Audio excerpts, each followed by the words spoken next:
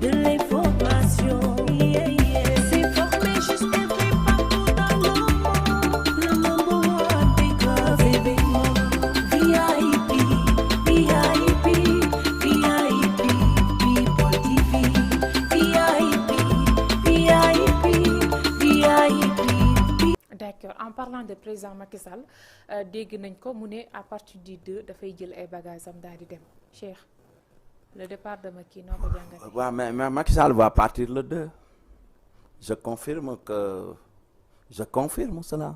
non man partir bi j'ai pas compris. non xam nga duñ demee ba le président de la République ne leen man du ma def 3e mandat. li mu waxoon def na ko. non seulement avant cela dana leen dinaa def benn référendum boo xam ne les mandats se limitent à deux personne ne peut faire plus de 2 mandats consécutifs. Il l'a fait. mu dem ba ci àgg na day wàññi mandat yam 7 ans def ko 5 ans. doon na avis au conseil constitutionnel bind na leen ñooñu ne ko loolu mënut a nekk. mu ne moom il ne fait pas plus de 2 mandats.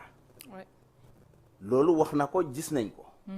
mu dem ba ci yàgg mu ne ñi ne non ko non far force da ngay dem le 2 mais Macky Sall s'il part le 2 mais c'est du chaos dans ce pays. Ah bon? Mais son mandat s'arrête le 2. Mais qui va diriger ce pays? C'est la question. Son mandat s'arrête le 2 ne veut pas dire que le président de la République doit quitter le 2. Ah, ok. Xam nga mandat mooy terme mooy la durée. Le mandat mooy la durée. Mais ne veut pas dire que le Macky Sall doit impérativement quitter le 2. partir définitivement pour laisser ce pays. Cela veut dire le mandat, on parle de la durée. Le mandat, c'est une durée de 5 ans, juróomi at. Fa la yem le 2. Mais cela ne veut pas dire que le président doit quitter impérativement le 2. Parce que loi bi danaan après la durée de mandat du président de la République, dafay nekk ba prêter serment. Le nouveau président de la République doit prêter serment. maanaam day xaar ki mu wutu mu prêter serment ba pare après mu passer ko le pouvoir. Mais du loolu amul démission du président de la République. On parle de la démission du président de la République. beneen débat moo fi am. Parce que Macky du demee avant le 2 wala mu dem le 2 démission la. Parce que non mënul dénkaane. amul mënut a dénkaane.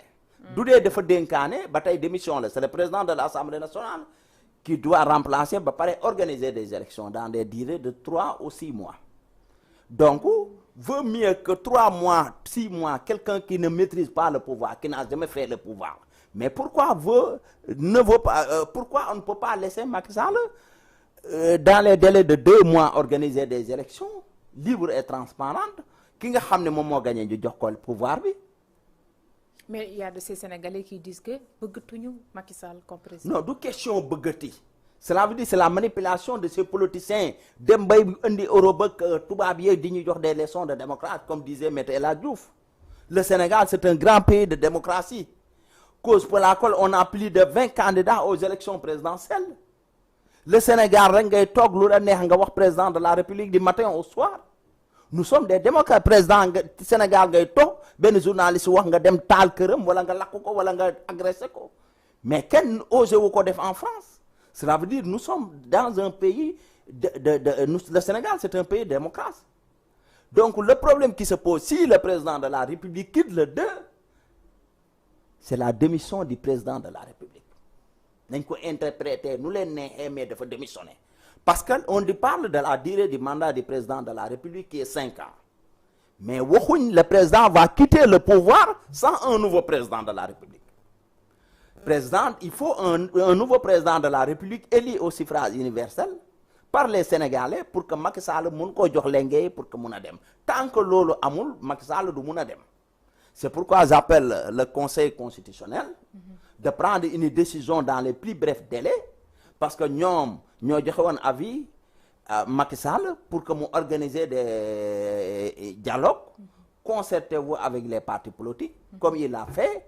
On a retenu une date, donc dans cette date, il faut que nous communiquions le Conseil constitutionnel. Donc le Conseil doit prendre ses mesures de telle sorte que ñoom dinañ valider loolu wax ni Macky Sall na toog ba organiser élection yooyu. Sinon, si le président de la République quitte ce pouvoir sans les élections, ça sera grave pour ce pays. Quelles seront les conséquences? Mais les conséquences, moi, dans un pays sans président de la République, chacun fait ce qu'il veut. Ah bon? Ah oui, un État sans un président de la République, mais chacun fait ce qu'il veut. Il faut un chef suprême des armées. Il faut le patron du Conseil supérieur de la magistrature. Il faut le patron de l'armée qui est le président de la République. Donc dans ce cas, lu loolu amatul kon kan mooy jiite réew mi kan mooy jiite réew mi.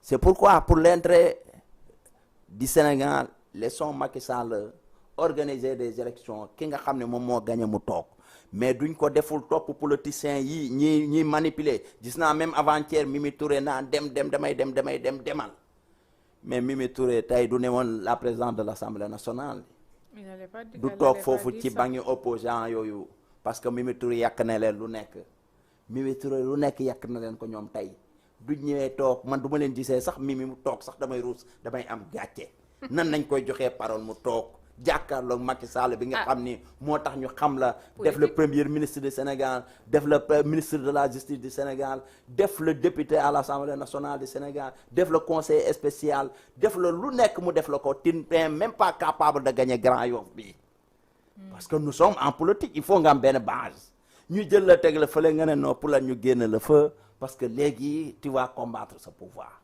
mais après mais yéen Sénégalais yi léegi Mimi Touré moom n'est comptable de rien du tout après 12 ans de régime avec Macky Sall.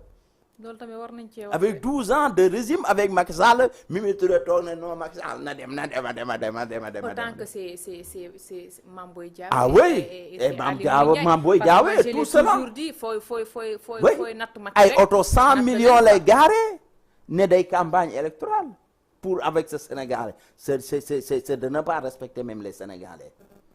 Mame Boye Diao 12 ans lu nekk mu def ko ci dëkk bi mais Aly Ngouille Ndiaye au moins moom sax il le fait de façon avec Boun Abdallah parce que am nañ droit opposé peut-être je me suis dit que avec la candidature de l'autre de Amadou Ba mais avec élégance ñi ngi ko koy defee mais on ne peut pas concevoir ñi nga xam ne dañuy dal ci état bi du matin au soir Macky Sall li muy am na ko ba pare mais le Sénégal reste et puis nous sommes là pour veiller pour la démocratie de ce pays.